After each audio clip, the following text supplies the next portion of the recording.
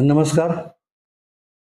बारामतीमध्ये आपल्याला सर्वात मोठा म्हणजे उंच राष्ट्रध्वज 30 मीटर उंचीचा ही संकल्पना उभं राहावी अशी माननीय अजितदादा पवारसाहेब यांची होती आणि आहे. त्याच्या अनुषंगानेच गेल्या महिन्यातच दादांनी अशा सूचना दिल्या होत्या की बारामतीमधील आपल्याला नटाच्या समोर हा ध्वज आपण उभा करूया आणि त्याप्रमाणे हे काम CSR मधून हातात घेतलेलं आहे आणि हे काम आता पूर्णत्वाच्या मार्गाला आलेलं आहे.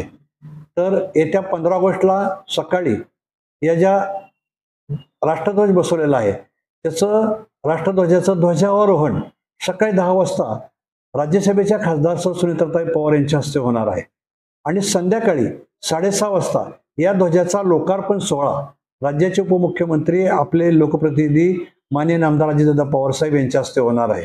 या वेळेला देशभक्तीपर गाण्याचा नृत्याच्या कार्यक्रमाचं आयोजन करण्यात आलेलं आहे आणि लोकार्पण सोहळ्याच्या निमित्ताने दादा नागरिकांशी सुसंवादही साधणार आहे.